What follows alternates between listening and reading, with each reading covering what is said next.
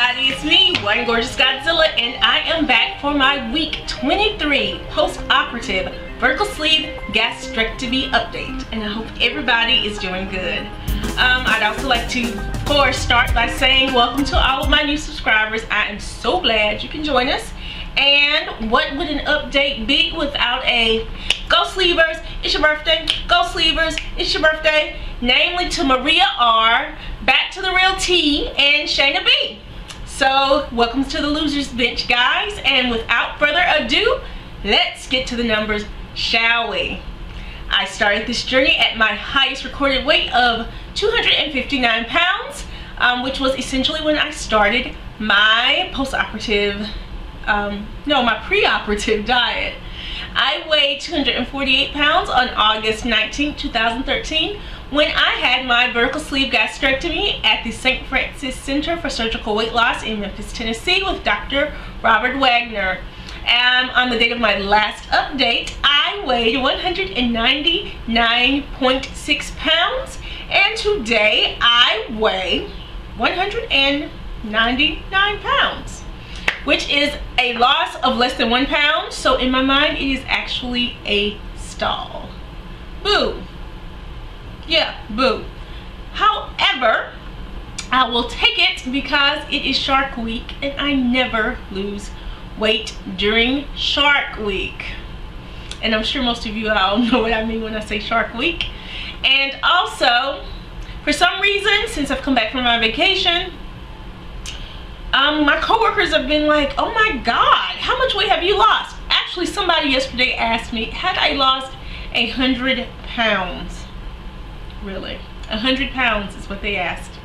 So apparently my body is doing some sort of readjusting, reshifting, because it's apparent to some, well damn, to damn near everybody, I'm losing weight. However, not apparent to me, because I swear I don't see it anymore. So I don't know if this is how the body image issues start or what, but I don't know if I'll ever get to a point where I just don't see a big person or the person I used to be. But what's so weird about that is when I was big, I never saw myself as being that big. So that makes absolutely no sense at all, and it only shows that they're right to have these psychological evaluations before you have surgery. But I wish they would make you continue with the psychological stuff, because I don't know, the mental game is just as grueling, if not harder, than the physical game.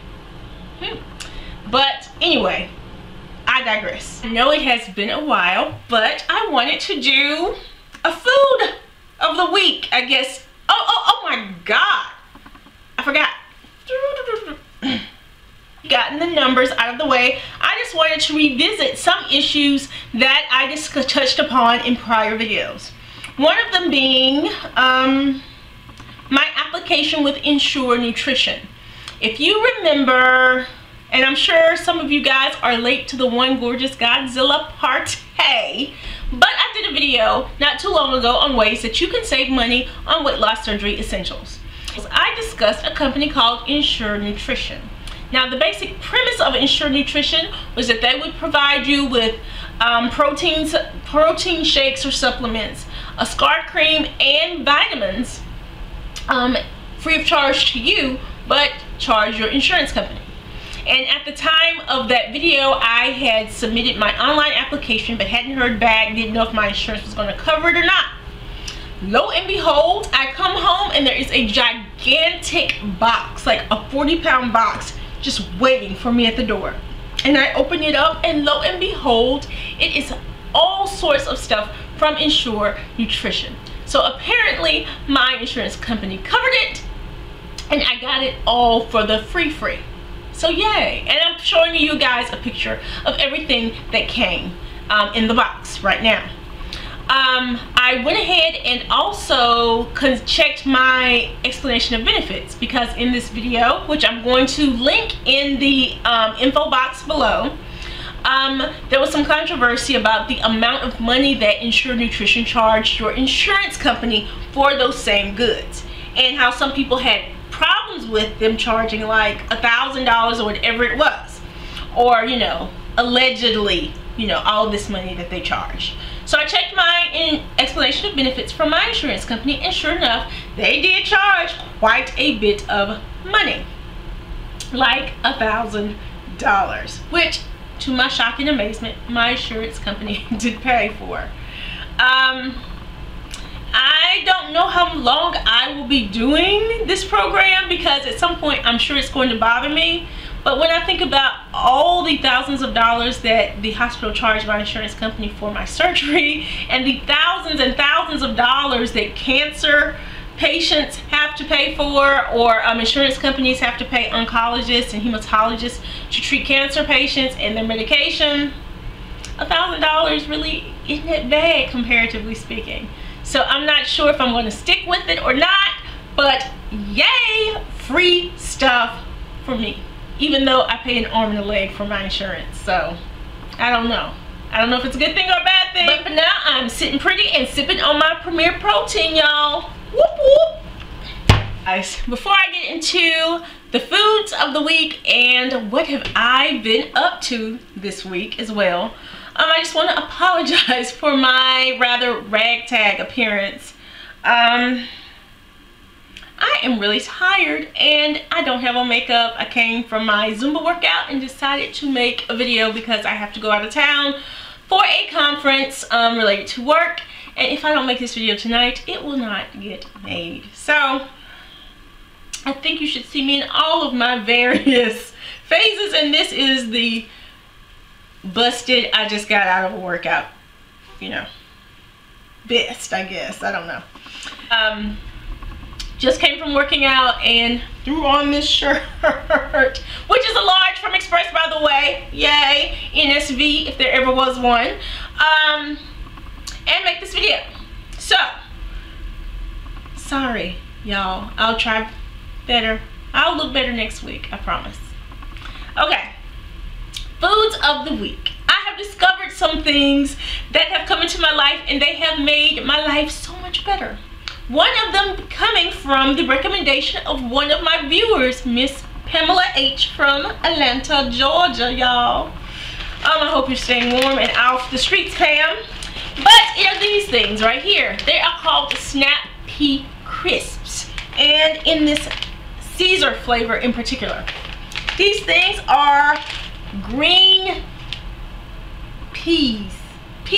I don't even like vegetables like that other than salad. So I won't lie, when I heard that there was a snack made out of peas other than edamame, which I do like, and that's soybeans, I was really not trying to hear it. But for the sake of, you know, health, really, I was like, well, they're $1.50, they're at Walmart, what could it hurt? Pick them up. And these things are quite yum-licious. They have the consistency of maybe a Funyun, or if you remember those hot fries that, like, those little hot fried like potato chip things, they were almost like Cheetos or something, but they have a rather crispy texture, almost like they would be a potato chip alternative, but they are really good. I suggest you buy some of these. Also, my other item of the week has come into my life as the result of a long and arduous search for a proper turkey bacon, because I like to make quiche. It is one of the few things that is almost always in my house pre-made. I make it almost every other Sunday, and I eat it for like breakfast, lunch, or dinner for like half the week, because it takes me forever to make, you know, my way through one quiche. But my quiche making has been somewhat stifled because I could not find a turkey bacon that was the proper thickness, that was more like a thick cut bacon or a ham, and clearly I take my turkey bacon seriously. So for a long time I was using this nastiness right here by Butterball, and not to knock Butterball turkey bacon if this is all you got, but it is rather thin, flimsy, and it looks so suspect with the stripes. But as I was roaming the aisles of my local Sam's Club, I saw this by a company called Godshalls, and it is spelled like God shall save us from a life of tasteless, nasty turkey bacon, because he sent his angels or something down to these people to make turkey bacon for us. Because it is just a little slice of heaven on my plate. And after you try this, please don't propose marriage to me, really and truly. Just your undying love and devotion will be sufficient enough. But it is delicious, and it is the only turkey bacon I've ever had that is comparable to the gold standard by which all turkey bacons are measured, and that is the Trader Joe's uncured peppered turkey bacon. Unfortunately, there is not a Trader Joe's in the entire state of Mississippi, nor the entire state of Alabama, nor in the Memphis area. So if I ever get to Nashville or Atlanta, it is like one of the first things I buy. But in the meantime, a sister gotta live, and I'll live. And Godshalls turkey bacon has allowed me to live and continue to eat one of my favorite things in the whole wide world to eat now that I've had surgery. Quiche. Thank you, Lord. So, Godshalls turkey bacon, really, do yourself a solid and get you some. And it is at Sam's. But it comes in a rather large pack, and I have to divvy it up into little, I use these things, these Ziploc perfect portions, to put like 9 slices of bacon in a thing and like freeze them. So that's enough for me to make a quiche. So I use these all the time, and to make it, all I have to do is put it in a like a Pyrex dish, and I bake it for like 15 minutes at 400 degrees. And for the sake of a comparison, I took pictures of the Butterball turkey bacon on a sheet and compared it against the Godshalls when it was raw, and then I did it again and took pictures when it was cooked. And you be the judge, but you can tell it is significantly thicker, and it just looks more like a actual piece of meat than something processed from whatever they process. I don't even know. You've caught up on my foods of the week. Let me catch you up on what's been going on with me. Well, if you didn't know, it has been freezing. It has been so doggone cold this past week. I did not know what to do with myself other than come home and try to stay warm without running up my gas or electricity bill, because I refuse to fall for the okie doke when it is time to pay this bill. But I haven't done nothing more than really stay at home and try my very best to catch up on some good television. And toward that end, I watched the Grammys on Sunday, which were, I guess they were pretty okay. You know, of course, who didn't love watching Beyonce and Jay-Z have their foreplay as the opening act of the Grammys. But am I the only one that was somewhat disappointed that she only sang Drunk in Love?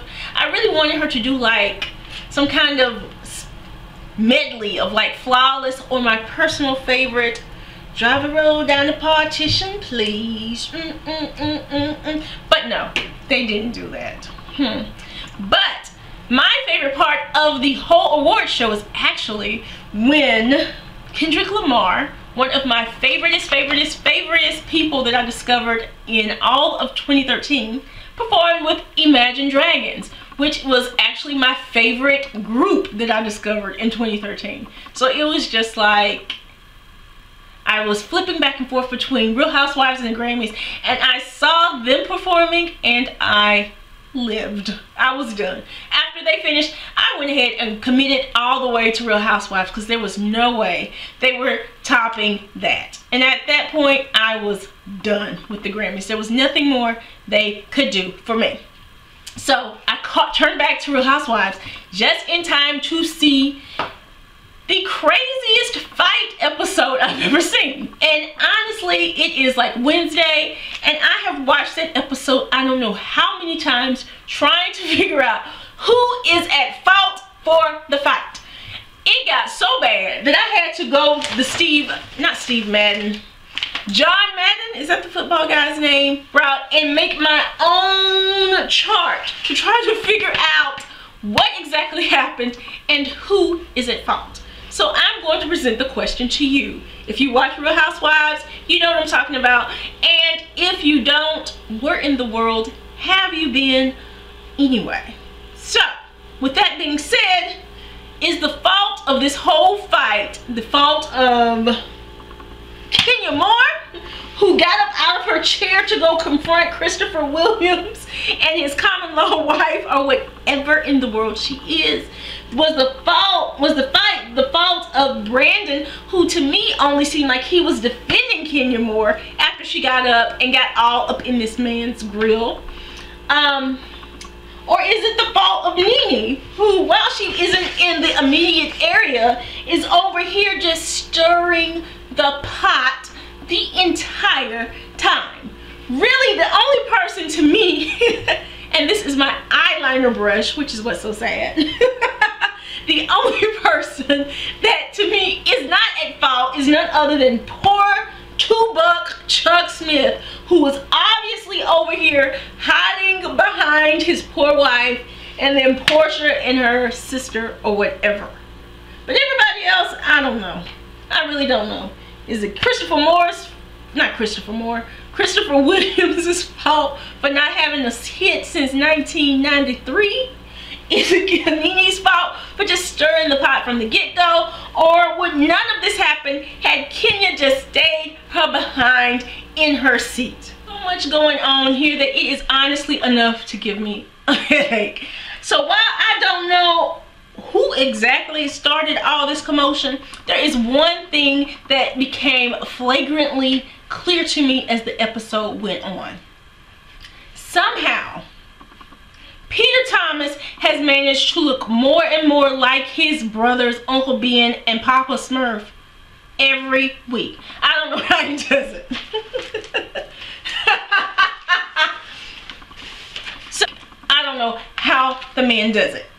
But I'm going to put a picture of Uncle Ben, Peter Thomas, and Papa Smurf up, and you'll see exactly what I mean. Okay? I don't know how he does it. On that note, One Gorgeous Godzilla is out. But thank you so much for watching, and I hope everybody has a good week. I'll talk to you guys later. Bye.